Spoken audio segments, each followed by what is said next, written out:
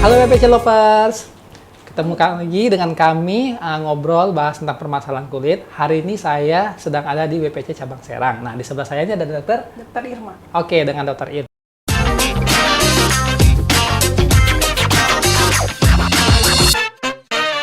Nah, Dokter Irma ini berpraktek di WPC Cabang Serang. Kalau boleh tahu dok, hari prakteknya ada hari apa aja? Saya praktek hari Selasa, Rabu, dan Jumat, terus minggu keempat.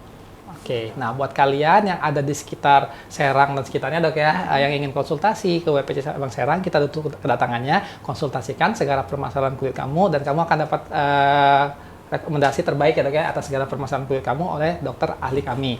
Nah hari ini kita akan bahas nih dok seputar permasalahan kulit yang sedang diperbincangkan dan lagi banyak banget nih orang mau mencoba metode yang sebenarnya metode ini entah benar atau salah ya dok ya. Jadi kita akan bahas yaitu bagaimana cara menghilangkan tai lalat atau tanda lahir, entah itu keratosis ataupun milea ya dok ya. Itu benar atau tidak yang dilakukan netizen sekalian nih dengan ala-ala mereka lah ya dok ya. Nah tapi sebelum kita masuk ke pembahasan tentang seputar tadi bagaimana metode yang dilakukan orang-orang di internet untuk menghilangkan tanda lahir, kita akan bahas dulu nih definisinya sebenarnya secara medik itu apa sih sebenarnya tanda lahir seperti tai lalat ataupun itu milea itu dok?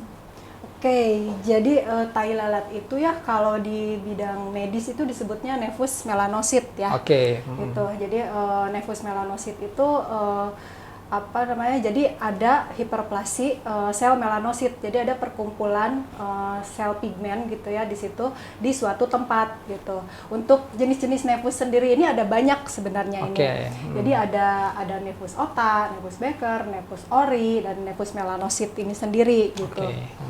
Dan untuk kedalamannya juga berdasarkan kedalamannya ada lagi dibedainnya. Kalau dia terdapat di epidermis disebutnya nevus junctional. Kalau ada di dermis disebutnya nevus intradermal, dan ada juga yang kombinasi gitu ya. Terus untuk penyebabnya sampai sekarang sih belum diketahui. Cuma ada beberapa teori yang menyebutkan penyebabnya itu bisa berasal dari genetik. Terus yang kedua bisa juga dari paparan sinar matahari yang secara terus-menerus gitu ya. Terus ada juga dari obat-obatan. Obat-obatan itu ada yang obat-obatan hormonal, antidepresan atau antibiotik dan lain-lain gitu. Seperti itu sih. Itu. Jadi ada beberapa jenis ya dok ya. Nah kalau yang saya tahu nih ya untuk orang umum nih dok ya, kan ada kalau saya melihat tai lalat itu ada yang warnanya merah, ya kan tuh ada yang warnanya hitam tuh, terus ada yang kategori masuknya itu tai lalat jinak atau tai lalat yang mungkin nggak jinak juga maksudnya. Saya juga bingung gitu ya. Nah maksudnya itu apakah jenis-jenis tai lalat yang tadi sudah dokter sebutkan ini tadi tuh yang kata dokter tadi bisa timbul karena memang faktor genetik atau juga bisa disebabkan oleh sinar matahari dan bisa juga obat-obatan. Nah ini kira-kira itu butuh berapa lama sih dok bisa terlihat? Kalau genetik saya pasti tahu sih, orang kalau lahir biasanya tuh ya udah ada tuh tanda lahirnya, itu biasanya pasti faktor genetik ya. Nah kalau yang bukan dari faktor genetik itu prosesnya seperti apa tuh dok bisa sampai terbentuk? Iya, kalau terbentuknya macam-macam ya, yaitu ada buat indikasi jinak atau ganas juga sebenarnya waktu cepat atau lambat tumbuhnya si tai lalat itu gitu. Nah untuk kita menilai apakah tai lalat ini jenisnya masuk ke jinak atau ke ganas itu ada namanya teori ABCD gitu ya. A itu asimetris atau enggak. Jadi kalau si tai lalat itu kita bikin di garis tengahnya itu sama nggak kanan sama kirinya gitu. Kalau misalnya yang kanannya bentuknya oval atau bulat tapi yang kirinya beda, nah itu indikasi ke arah keganasan. Gitu. Tapi kalau sama nih asimetris berarti itu jinak masuknya. Kemudian kalau yang B itu border, tepi ya, batasnya gitu, batasnya. Nah itu batasnya reguler atau irreguler. Kalau batasnya reguler itu masuknya ke jinak, tapi kalau irreguler misalnya bergerigi gitu ya, itu ada indikasi ke ganas. Gitu. Terus yang ketiga C, color. Warnanya kalau satu warna di area tepinya itu misalnya cuma coklat aja atau coklat kehitaman, nah itu jinak. Tapi kalau di area itunya warnanya itu ada lebih dari satu warna, misalnya kadang ada yang warnanya coklat, hitam atau merah gitu. Nah itu ada ke arah keganasan. Terus yang D, diameter. Nah, diameter ini membesarnya yang tadi ya, membesarnya ini cepat atau lambat gitu. Misalnya kalau dia progresif nih dalam jangka waktu 1-2 bulan cepat membesarnya, nah itu masuk ke ganas. Tapi kalau dari lahir membesar sampai dewasa, tapi pembesarannya tuh nggak yang progresif, nggak cepat, biasanya itu masuk ke jinak. Gitu. Nah, untuk WPC lovers udah bisa membedakan tuh. Coba cek tai lalat masing-masing di tiap wajah kalian, apakah termasuk tai lalat yang bertumbuh ya dok ya? Ibaratnya kan dari tadi ya progresif yang disebutkan dokter Irma tadi, dari jenisnya ya atau ciri-cirinya ya dok ya, kan bisa dikenali. Nah, atau dia termasuk yang memang jinak, yang memang pertumbuhannya itu ada wajar ya dok ya? Mungkin dengan pertama gitu, ya, dari bayi. Lama dari bayi. Nah, tadi kita udah berbicara ya dok ya tentang kriteria dan berbagai macam jenis tai lalat ini tadi ya dok ya. Nah, kalau yang jinak sih mungkin ya ini 50-50 ya, bisa memang dia mau buang atau tetap pilihan ya. Nah, tapi kalau yang bertumbuh ini kan berarti kan mengindikasikan sesuatu yang harus diwaspadai ya, dan yang harus diantisipasi supaya tidak menjadi tambah buruk di kemudian hari ya dok ya. Nah, berbicara tentang tai lalat yang tadi yang progresif ya dok ya, kan orang pasti pingin menghilangkan ini kan secara permanen, terus supaya nggak ada bekasnya juga kan. Tadi kita bahas di awal itu banyak metode-metode yang dilakukan orang nih yang mungkin lihat dari internet ya dok ya, itu menggunakan zat-zat kimia tuh dok. Nah, pernah saya lihat tuh searching di internet ya dok, itu mungkin agak aneh ya, tapi mereka mencoba menghilangkan tai lalat itu dengan sabun colek tuh dok.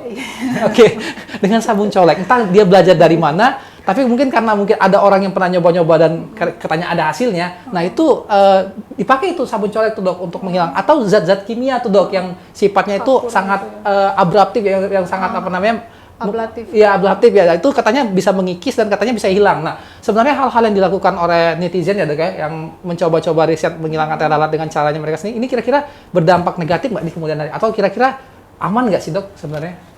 Nah, kalau untuk saya pernah dengar juga sih ada yang pakai sabun colek, terus kapur apa tuh ya? Pakai kapur ya?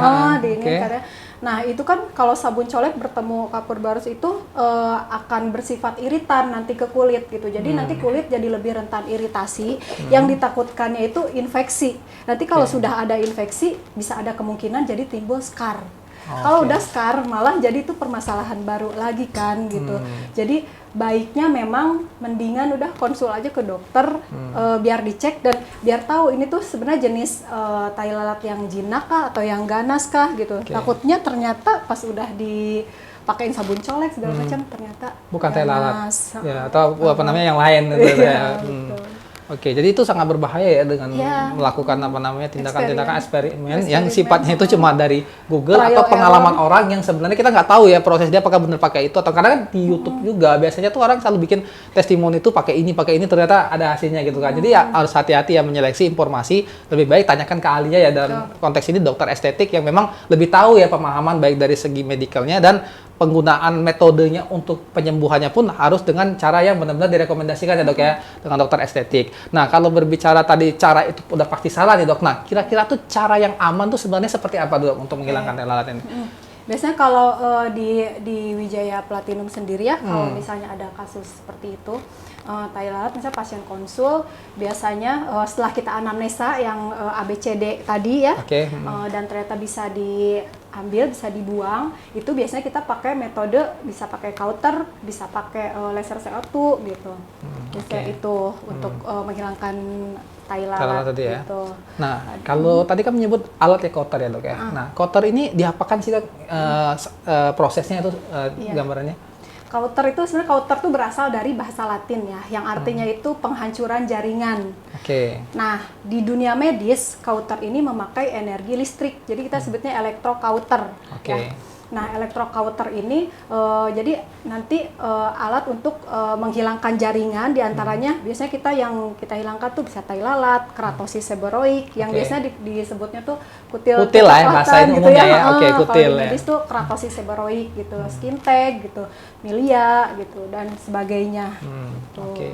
Jadi menggunakan alat kauter ini dia bisa membuang kutil tadi atau misalnya tai lalat tadi atau daging tubuh yang memang nggak diinginkan ya intinya ya.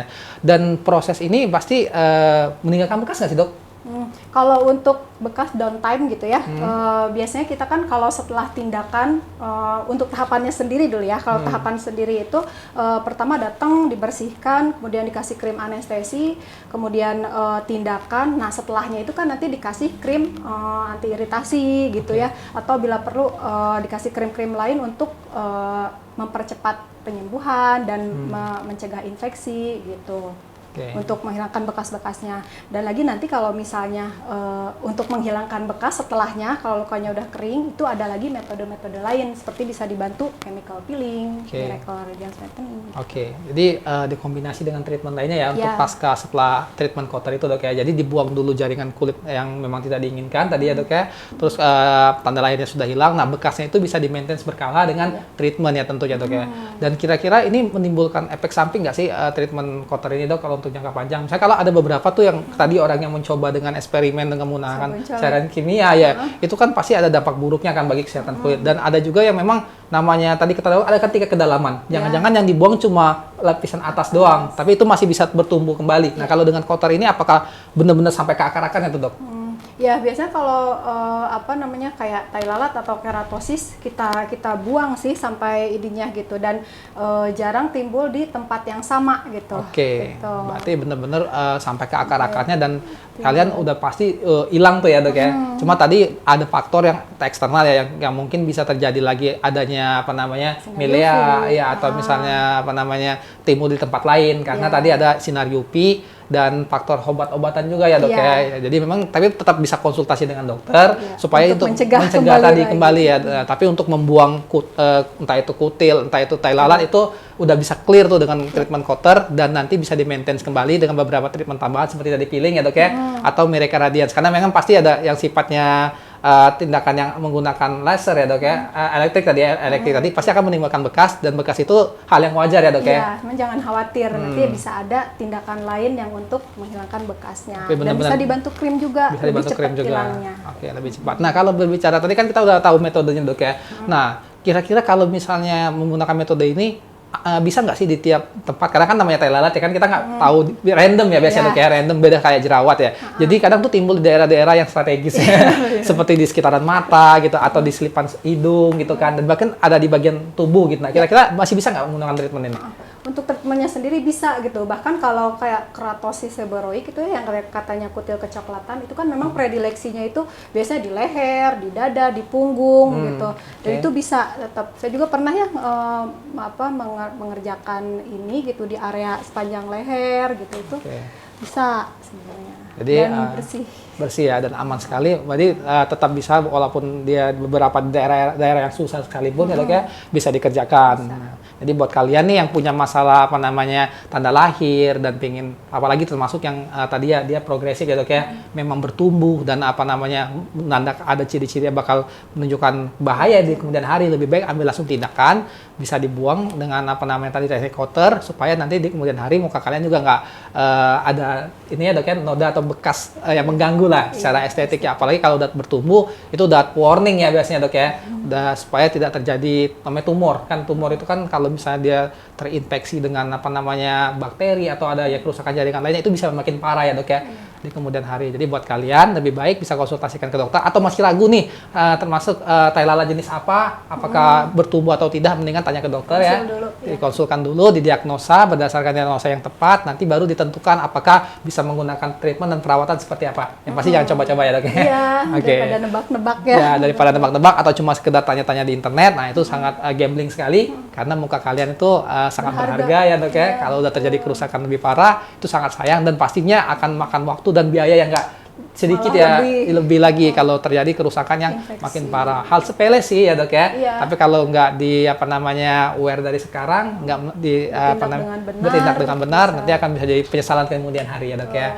Oke, jadi terima kasih banget ya untuk Dokter Irma tentang kita berbagi nih informasi tentang tadi milea terus tai lalat dan dan keratosis. Jadi kalian juga bisa tahu nih sekarang apa yang harus dilakukan kalau misalnya menemui permasalahan yang kita sudah bahas pada hari ini ya dok ya. Jadi terima kasih atas waktu dan kesempatannya. Semoga menjadi ilmu yang bermanfaat untuk WPC Lovers, dan kami tunggu kedatangannya tetap di WPC Cabang Serang. Nanti bisa ketemu dengan Dokter Irma. Kita bisa konsultasikan segala permasalahan kulit, nggak cuma milia doang, nggak cuma tai lalat doang, tapi berbagai macam permasalahan kulit kamu bisa dikonsultasikan ya, dan tentunya dapat solusi terbaik dari Dokter Irma. Oke, terima kasih ya dok ya atas waktunya ya Tes, dan sampai ketemu lagi di kesempatan selanjutnya. Bye.